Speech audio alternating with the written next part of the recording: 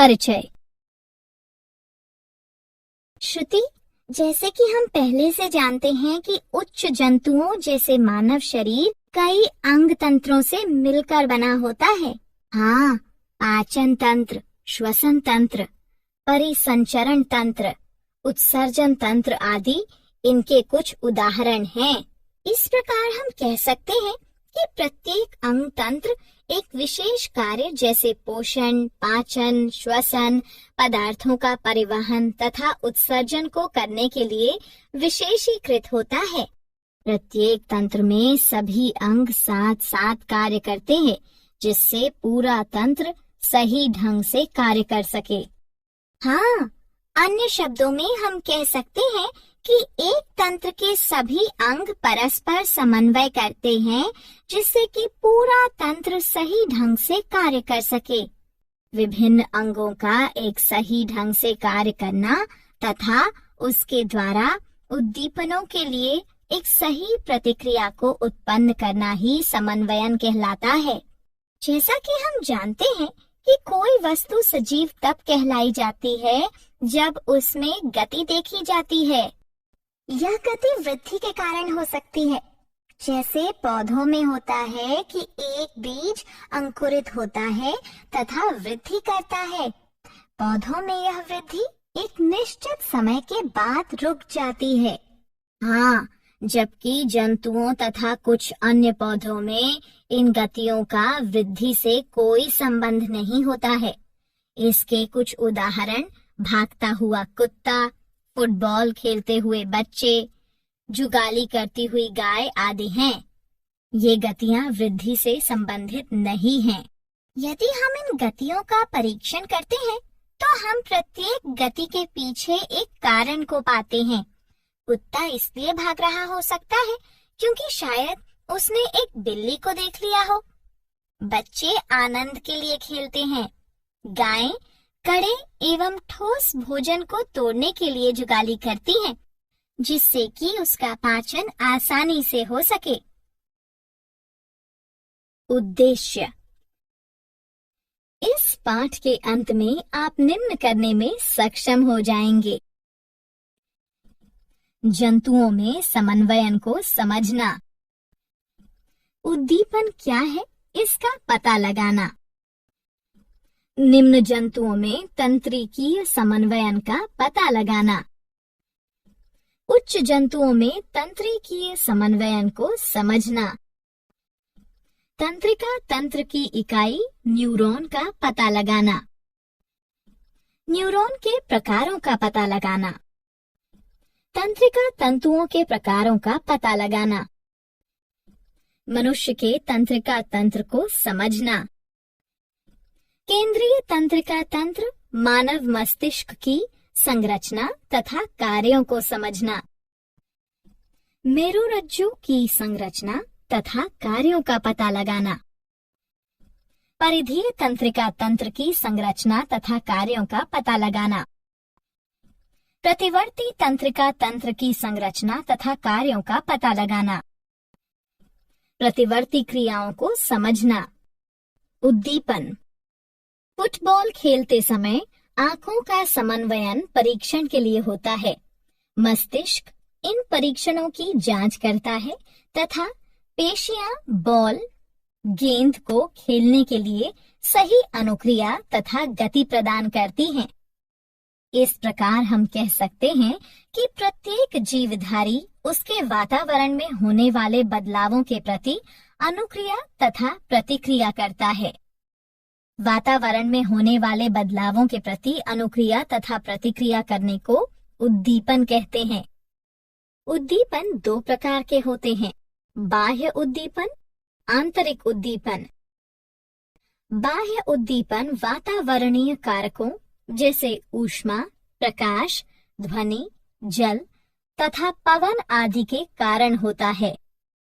आंतरिक उद्दीपन जीवों के अंदर पाया जाता है। यह जीवों के हार्मोनों, अम्लों, एंजाइमों आदि की उपस्थिति के कारण होता है। जंतुओं में समन्वयन। सिलेंट्रेटा से लेकर स्तनधारी बहुकोशिकीय तक सभी जीवों में शरीर के कार्यों के नियंत्रण एवं समन्वयन के लिए विशेषीकृत कोशिकाएं पाई जाती हैं, जिन्हें तंत्रिक कोशिका न्यूरॉन कहते हैं। उच्च मेटोजोआ में ये तंत्रिक कोशिकाएं या न्यूरॉन्स संगठित होकर तंत्रिका तंत्र का निर्माण करती हैं। आर्थ्रोपोडा से लेकर स्तनधारी तक सभी जंतुओं में उत्सर्जी तंत्र के साथ साथ तंत्रिका तंत्र भी पाया जाता है।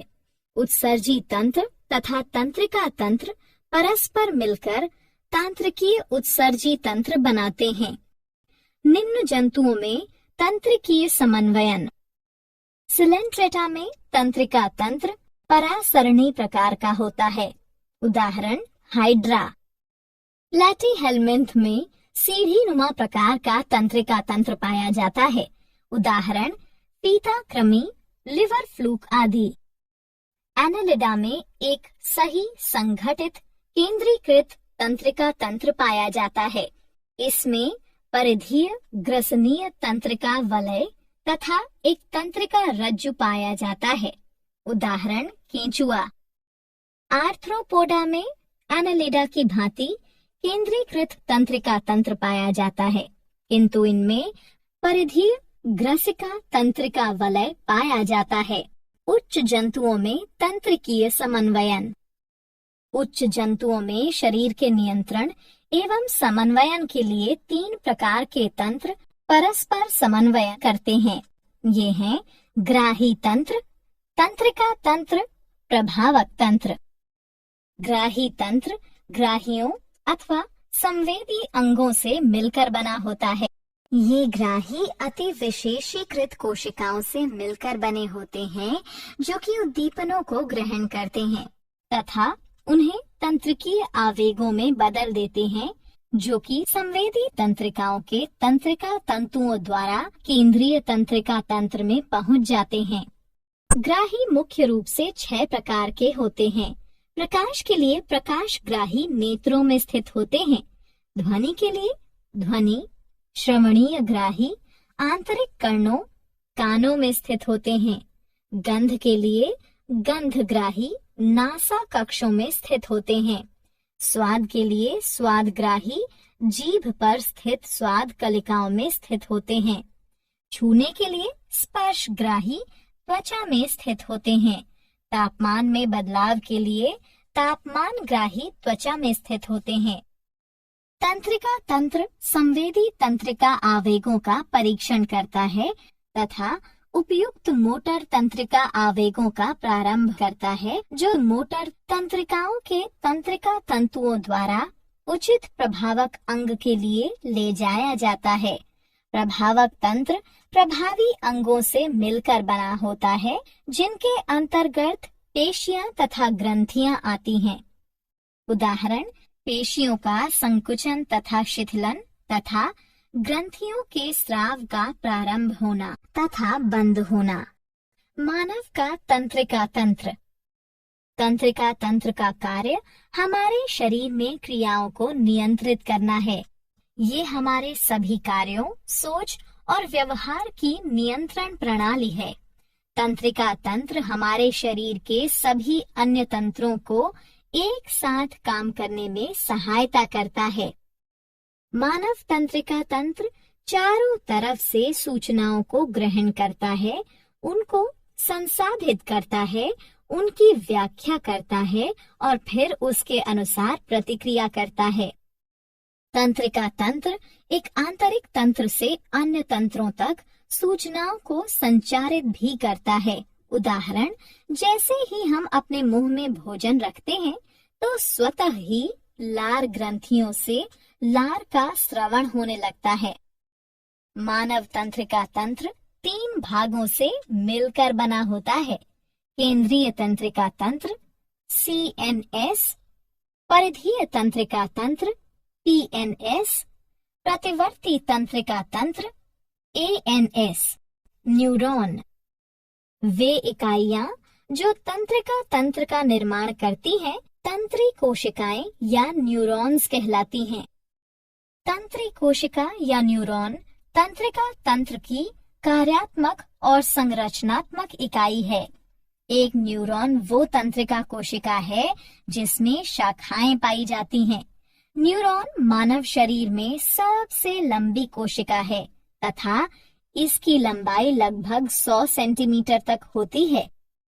एक तंत्रिक कोशिका या न्यूरॉन 3 भागों से मिलकर बना होता है। कोशिकाकाय, ध्रुमाक्ष, तंत्रिकाक्ष। कोशिकाकाय। कोशिकाकाय एक जंतु कोशिका प्रकार की संरचना है जिसमें कोशिका द्रव्य तथा एक केंद्रक पाया जाता है। ये आकार में गोल तथा लगभग 4 से 135 माइक्रोमीटर तक का होता है। इसमें दानेदार कोशिका द्रव्य पाया जाता है जिसे तंत्रिका द्रव्य या न्यूरोप्लाज्म कहते हैं, जो कि कोशिका भित्ति द्वारा घेरा हुआ होता है, जिसे तंत्रिका छद न्यूरोलेमा कहते हैं। इसमें एक केंद्रक के साथ एक बड़ा गोल तथा मध्यस्थ केंद्रक पाया जाता है। इसमें सभी कोशिकांग जैसे माइटोकॉन्ड्रिया, गोल्जी उपकरण, लाइसोसोम, राइबोसोम आदि पाए जाते हैं। इसमें छोटे आकार की विशेष दानेदार अंगक निसेल ग्रैन्यूल पाए जाते हैं जो कि प्रोटीन संश्लेषण में सहायता करते हैं। ध्रुमाक्ष। ध्रुमाक्ष छोटे आकार के शाखित तंतु होते हैं तथा संख्या में अधिक होते हैं। ये कोशिकाकाय की तरफ उद्दीपनों का संवहन करते हैं। इस प्रकार ये स्वभाव से संवेदी या अभिवाही होते हैं। तंत्रिकाक्ष। तंत्रिकाक्ष वास्तव में शरीर में सबसे लंबी कोशिका होती है। ये लंबे तंतु हैं। ये अशाखित होते हैं तथा संख्या में केवल एक ही होते हैं। ये कोशिकाकाय से अणु न्यूरॉन्स की तरफ उद्दीपनों का संवहन करते हैं। इस प्रकार ये स्वभाव से चालक या अपवाही होते हैं। इनमें 1 या 2 अतिरिक्त आवरण पाए जाते हैं। माइलिन आवरण, श्वान आवरण। तंत्रिकाक्ष के चारों ओर पाया जाने वाला माइलिन आवरण एक रोधी तथा रक्षात्मक आवरण होता है। कुछ स्थानों पर माइलिन आवरण अनुपस्थित होता है तथा इस क्षेत्र को रेनवियर के नोड कहते हैं। श्वान आवरण पूरे तंत्रिकाक्ष को ढकती है। यह माइलिन आवरण को भी ढकती है। तंत्रिकाक्ष के सिरों पर तंतु पाए जाते हैं जो कि सिनेप्टिक पुटिकाओं में समाप्त होते हैं। न्यूरॉन्स के प्रकार। अपने कार्यों के आधार पर न्यूरॉन्स 3 प्रकार के होते हैं। संवेदी, सहचर्य यानी सहयोजन या प्रसारण, और प्रेरक। संवेदी न्यूरॉन्स संवेदी अंगों में पाए जाते हैं। सहचर्य या सहयोजन या प्रसारण न्यूरॉन्स मस्तिष्क तथा मेरुरज्जु में पाए जाते हैं।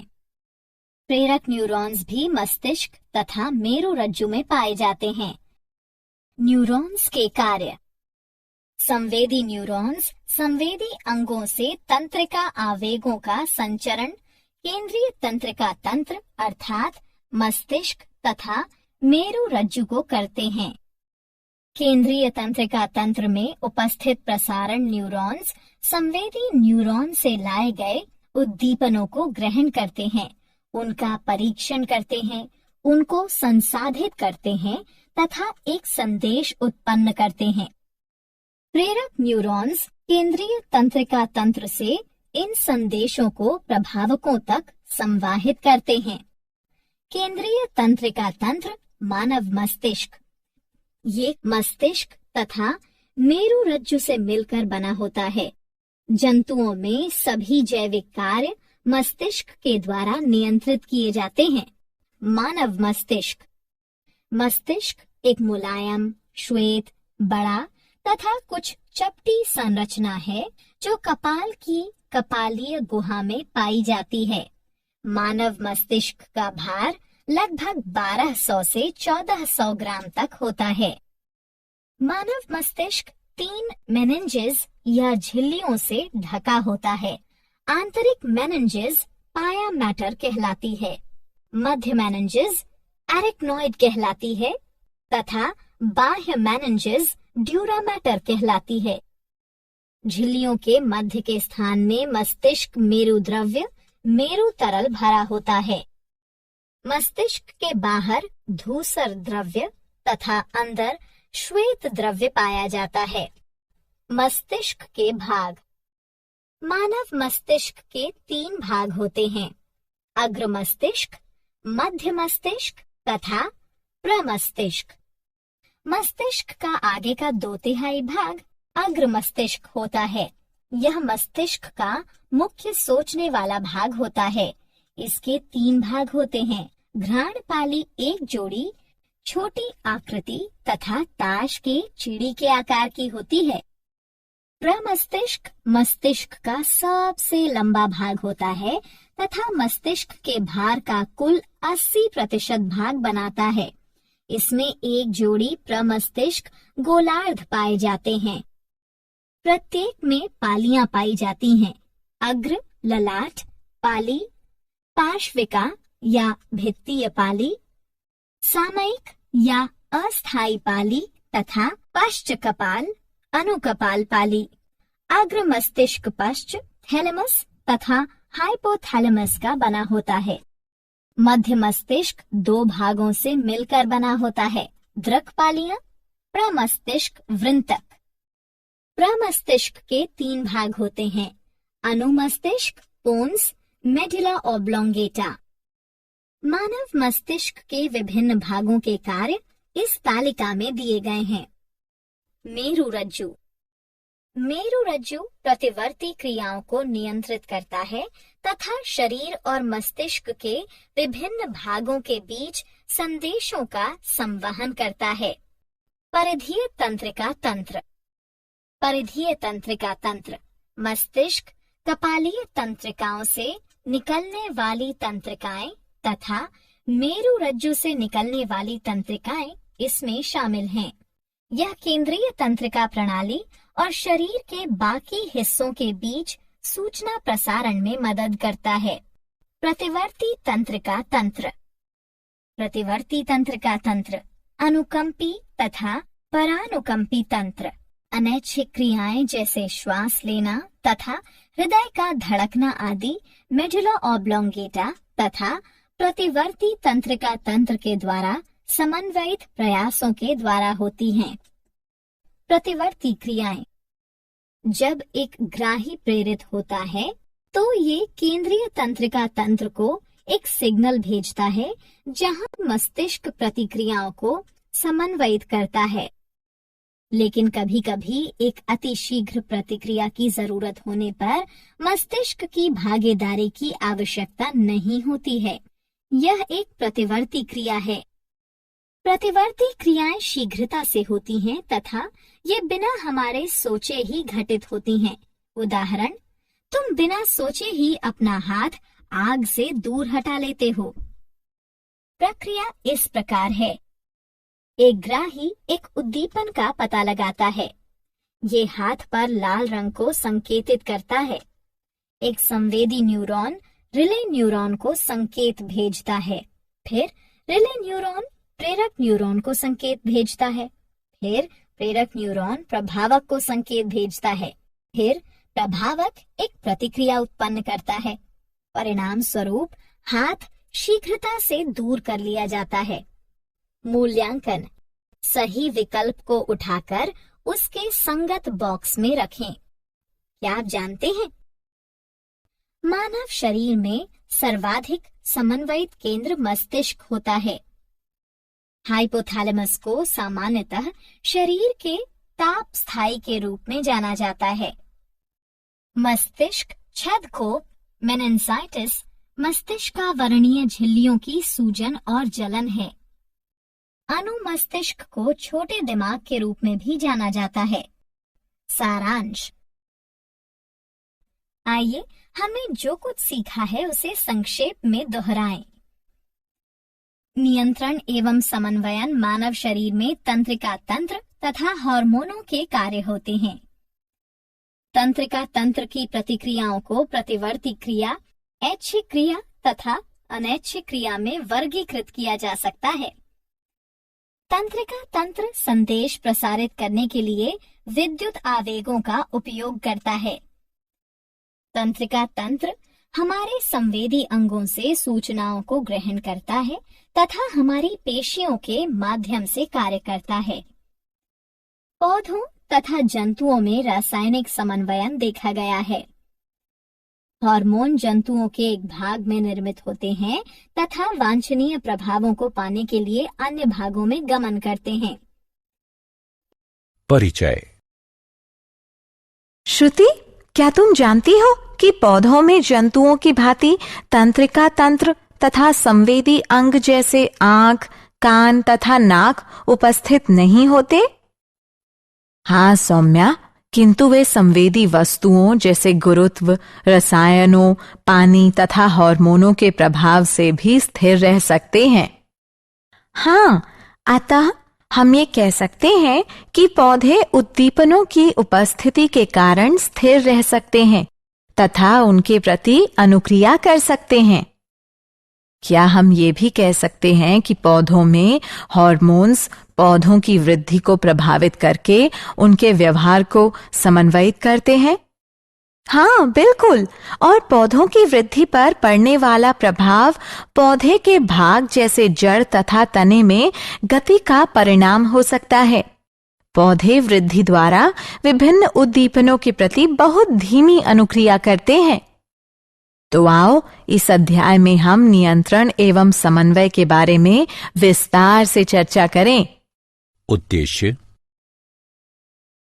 इस पाठ के अंत में आप निम्न करने में सक्षम हो जाएंगे: पौधों में समन्वय को समझना, उद्दीपन की तात्कालिक अनुक्रिया का पता लगाना, वृद्धि के कारण गति को समझना, पौधों में हार्मोनों का पता लगाना, दीप्तिकालिता तथा पुष्पन का अध्ययन करना, जंतुओं में हार्मोनों का पता लगाना, अंतःस्रावी ग्रंथियों की संरचना तथा उनके कार्यों को समझना, पौधों में समन्वय। पौधों में तंत्रिका तथा पेशीय तंत्र का अभाव होता है। पौधे उद्दीपनों के प्रति दो प्रकार की गतियों के द्वारा अनुक्रिया करते हैं: एक वृद्धि पर आश्रित यानी आश्रित वृद्धि और दूसरी वृद्धि से मुक्त यानी स्वतंत्र वृद्धि। वृद्धि से मुक्त यानी स्वतंत्र वृद्धि गति वृद्धि पर आश्रित यानी आश्रित वृद्धि गति से अधिक तेज होती है तथा ये पौधे द्वारा वैद्युत रसायन संकेतों के प्रयोग को भी सम्मिलित करती है। उदाहरण: छुई मुई पौधे की पत्तियां छूते ही मुड़ना प्रारंभ कर देती हैं तथा नीचे झुक जाती हैं। उद्दीपन के लिए तत्काल अनुक्रिया। उद्दीपन की दिशा में पौधों की गति को अनुवर्तन कहते हैं। अनुवर्तन गतियां पर्यावरणीय कारकों जैसे प्रकाश, गुरुत्व, जल तथा रसायन की प्रतिक्रियाओं को प्रदर्शित करती हैं। वृद्धि पर आश्रित यानी आश्रित वृद्धि गतियां अथवा अनुवर्तन गतियां धीमी होती हैं। ये या तो उद्दीपन की तरफ अथवा उद्दीपन से दूर होती हैं। प्रकाशानुवर्तन प्रकाश के प्रति पौधे या पौधे के भाग की दिशीय गति है। उदाहरण: तने धनात्मक प्रकाश अनुवर्तन को दर्शाते हैं। पौधे की जड़ों में ऋणात्मक प्रकाशानुवर्तन जबकि पौधे के तनों में धनात्मक प्रकाशानुवर्तन पाया जाता है। गुरुत्वानुवर्तन गुरुत्व के प्रति पौधे या पौधे के भाग की दिशीय गति है। उदाहरण: जड़ें धनात्मक गुरुत्वानुवर्तन दर्शाती हैं। पौधे की जड़ों में धनात्मक गुरुत्वानुवर्तन जबकि पौधे के तनों में ऋणात्मक गुरुत्वानुवर्तन पाया जाता है। रसायन अनुवर्तन रसायनों के प्रति पौधे या पौधे के भाग की दिशीय गति है। उदाहरण, बीजांड की तरफ पराग नलिका की वृद्धि। जलानुवर्तन जल के प्रति पौधे या पौधे के भाग की दिशीय गति है। उदाहरण, जड़ें। वृद्धि के कारण गति। जब प्रतान किसी आधार के संपर्क में आते हैं तो प्रतान का वह भाग जो वस्तु के संपर्क में है उतनी तीव्रता से वृद्धि नहीं करता है जितना प्रतान का वह भाग जो वस्तु से दूर रहता है। इस कारण प्रतान वस्तु को चारों ओर से जकड़ लेता है। पौधों में हार्मोन। पादप हार्मोन या फाइटोहार्मोन ऐसे रसायन तत्व हैं जो कि पौधों द्वारा प्राकृतिक रूप से उत्पन्न होते हैं। जब ये कम सांद्रण में उपस्थित होते हैं तो एक या एक से अधिक कार्य की प्रक्रियाओं को नियंत्रित करने में सक्षम होते हैं। पादप हार्मोन तथा उनके कार्य निम्नलिखित सारणी में दिए गए हैं। दीप्ति कालिता तथा पुष्पन। पौधों में पुष्पन वर्ष में एक निश्चित समय पर होता है तथा ये दीप्ति काल और ताप जैसे कारकों द्वारा नियंत्रित होता है। कुछ पौधों में पुष्पन सिर्फ प्रकाश और अंधकार की अवधि तथा उसके परिवर्तन पर निर्भर करता है और इसे दीप्ति कालिता कहते हैं। इसकी खोज गार्नर तथा अल्लार्ट ने सन 1920 में की थी। दीप्ति काल के आधार पर पौधे 3 प्रकार के होते हैं: लघु यानी अल्प प्रदीप्तकाली पौधे, दीर्घ प्रदीप्तकाली पौधे और तटस्थ प्रदीप्तकाली पौधे। लघु यानी अल्प प्रदीप्तकाली पौधों को पुष्पन के लिए अधिक प्रकाश की आवश्यकता नहीं होती है। उदाहरण, तंबाकू, चावल और डहेलिया। दीर्घ प्रदीप्तकाली पौधों को पुष्पन के लिए अधिक प्रकाश की आवश्यकता होती है। उदाहरण, गेहूं, ज्वार और मूली। तटस्थ प्रदीप्तकाली पौधे पुष्पन के लिए दीप्तकाल पर निर्भर नहीं रहते हैं। उदाहरण, टमाटर और सूरजमुखी। मूल्यांकन। कॉलम अ का कॉलम बा से मिलान करें।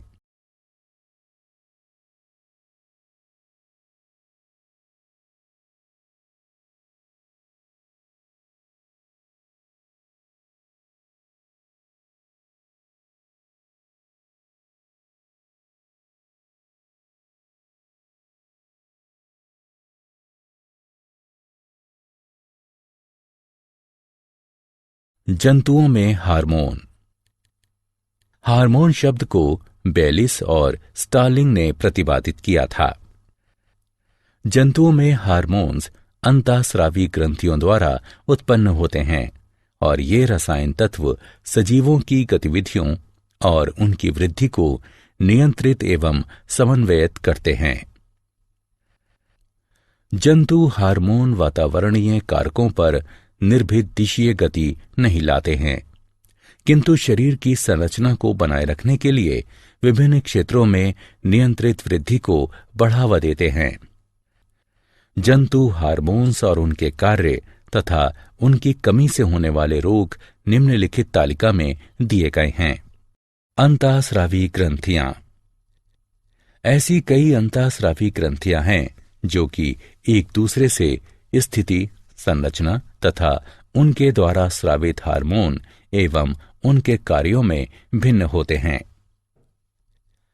अंतःस्रावी तंत्र कई अंतःस्रावी ग्रंथियों से मिलकर बना होता है जो कि शरीर के कार्यों को स्रावित होने वाले विशेष रसायनों, जिन्हें हार्मोन कहते हैं, उनके द्वारा नियंत्रित तथा समन्वयित करती हैं।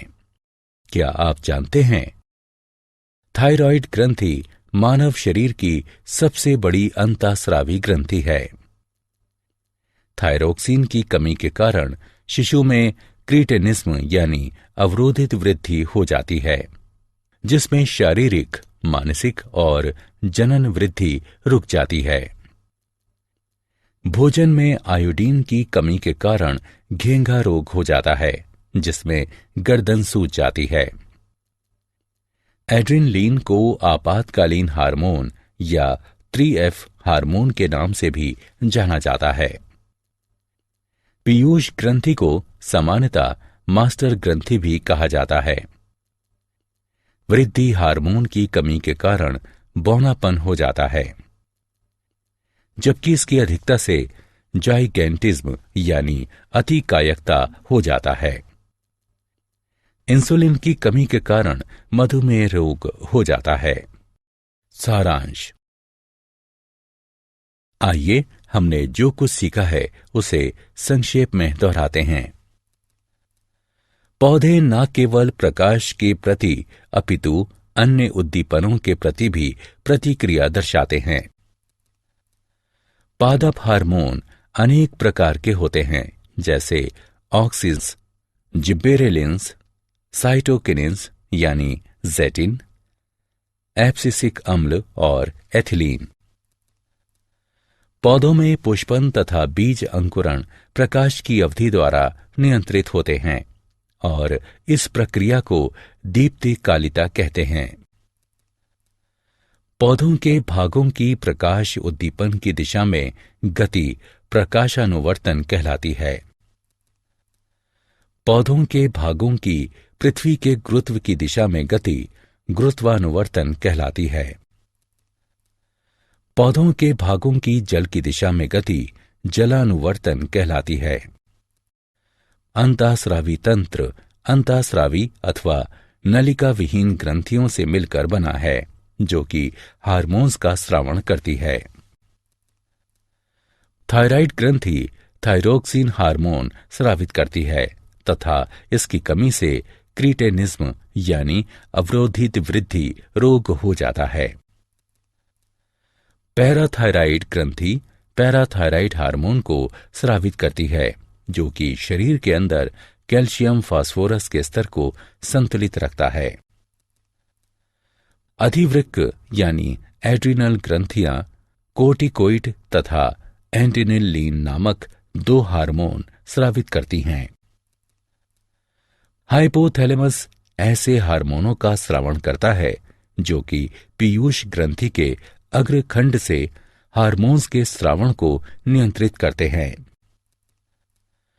अग्नाशय भी 2 हार्मोन इंसुलिन और ग्लूकागॉन को स्रावित करता है, जो कि रक्त में ग्लूकोज के स्तर को नियंत्रित करते हैं।